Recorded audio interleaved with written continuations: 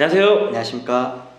피팅 부자로 가는 길 피팅로드 오동입니다. 노건호 이사입니다. 반갑습니다. 네, 노회사 요즘에 피팅 시장 어떻게 봐요? 대표님, 약간 신호등으로 비교하면 주황불이 좀 들어온 것 같아요. 아, 파란불로 가기 전에 노란색이야? 아니면 빨간불 가기 전에 노란색이야?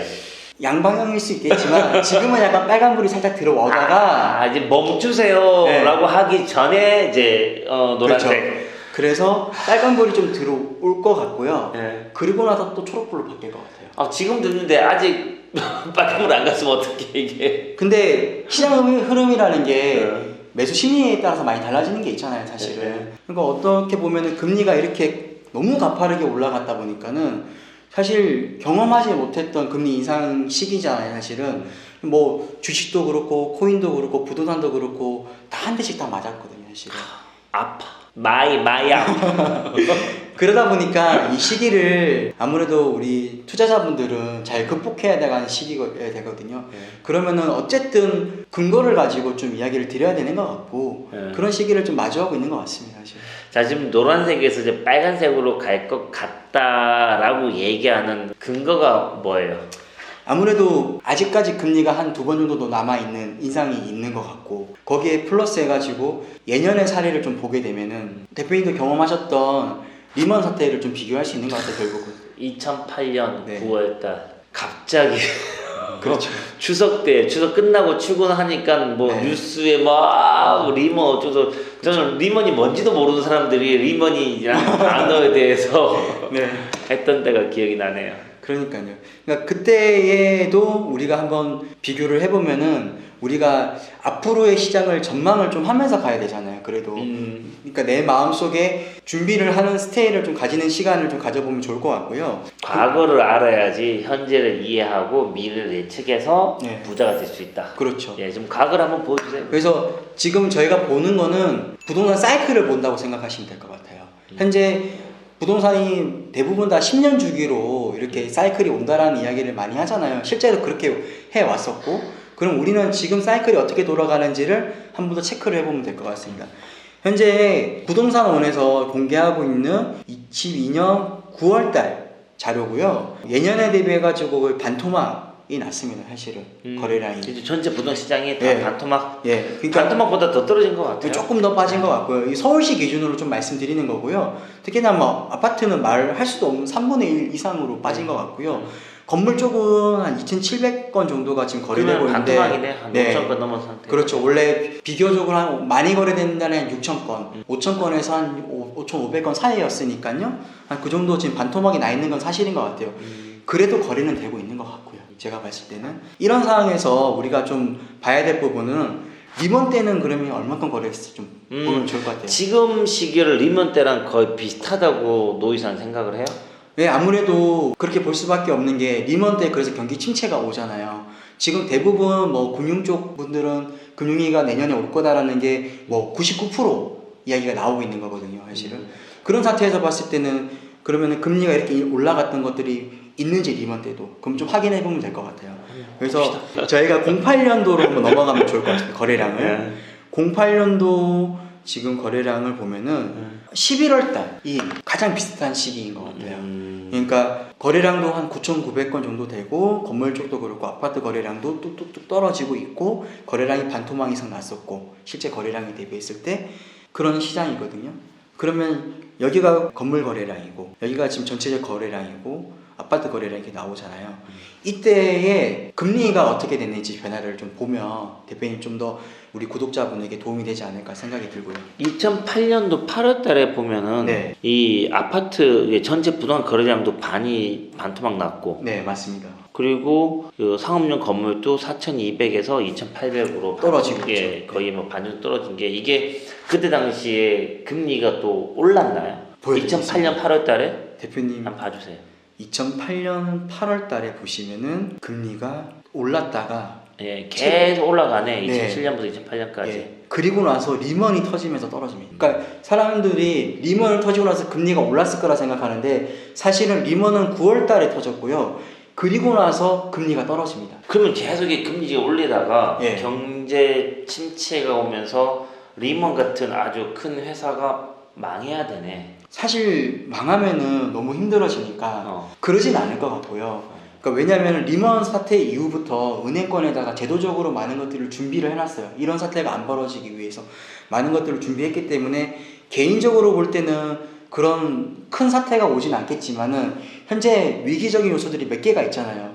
아무래도 뭐 우크라이나 전쟁도 하고 있고 현재 거기다가 중국이 지금 부동산이 굉장히 큰 위기가 와 있거든요. 그러면 그 부동산을 우리가 PF를 일으키는 그런 업체들에게 은행들이 아무래도 문제가 생길 수 있지 않을까.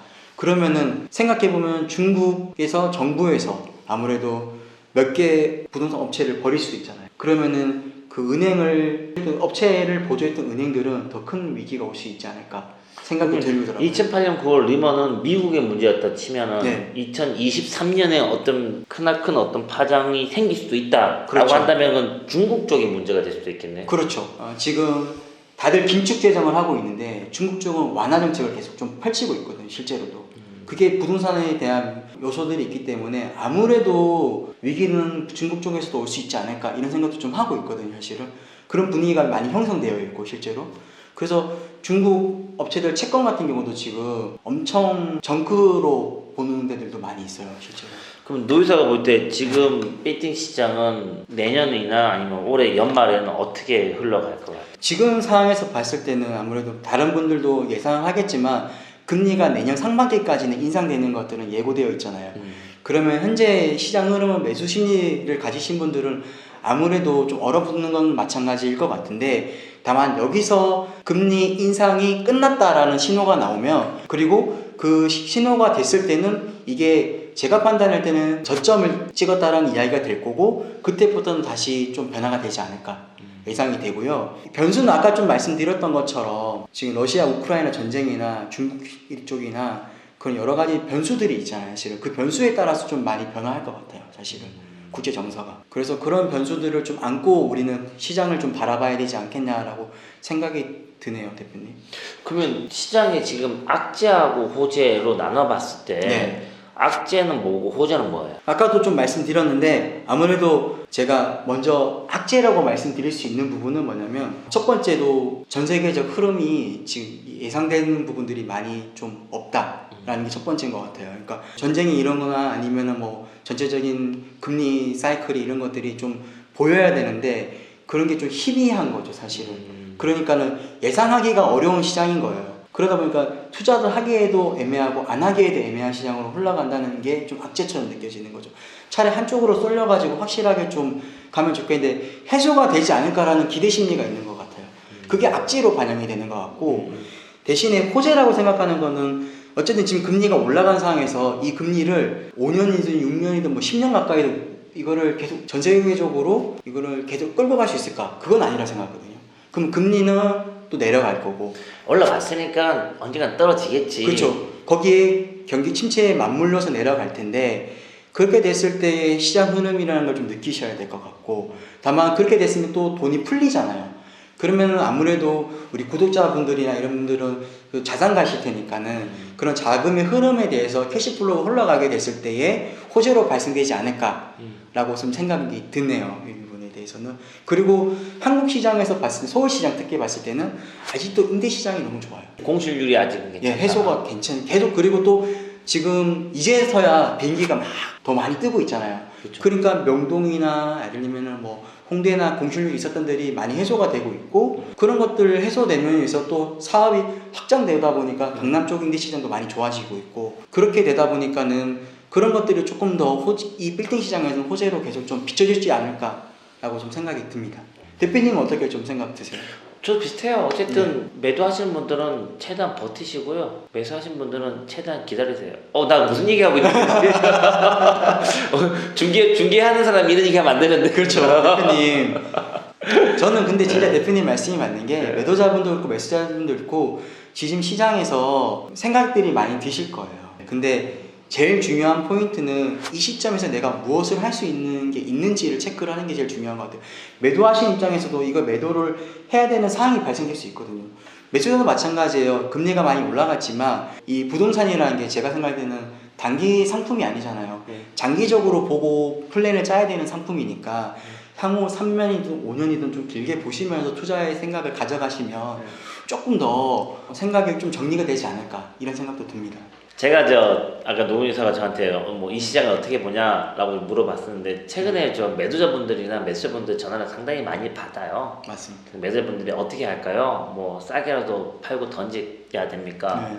아니면 뭐 기다리고 버텨야 됩니까? 그래서 제가 그 해당 매물을 보고 뭐 입지라든가 이런 게 좋으면 기다리세요 라고 얘기를 합니다. 어쨌든 뭐 그 기다림이 뭐 6개월이 될지 1년이 될지 모르겠지만 버틸 여력이 있는 분들은 버티시면 되고요. 그리고 내가 더 좋은 매물을 사고 싶은 매수자 같은 경우는 시장의 변동성을 좀 잘 보세요. 네. 뭐 저나 노군 이사가 이렇게 될 겁니다 라고 얘기했지만 나중에 그때서 이렇게 안 될 수도 있고요. 그렇죠. 또는 그 시기가 땡겨질 수도 있고 늦춰질 수도 있기 때문에 비팅은 몇 년을 중계를 했고 비팅 시장에서 몸담았던 전문가라 하더라도 예측은 틀릴 수 있거든요. 네. 투자는 본인이 판단하고 본인이 선택해서 본인이 책임지는 겁니다. 그래서 여러분들은 여러분들 투자에 항상 책임을 질 수 있는 그런 투자자라고 생각하시고 파시는 분이나 사시는 분이나 항상 이 시장의 흐름이라든가 변화를 제깍제깍 잘 찾아서 이해하시고 본인 투자에 접목시키면 좋을 것 같아요. 네, 맞습니다. 오늘 영상 이만 마치도록 하고요. 도움 되셨던 분들은 구독, 좋아요, 댓글, 알람 설정까지 부탁드리겠습니다. 네, 이만 영상 마치도록 하겠습니다. 감사합니다. 감사합니다.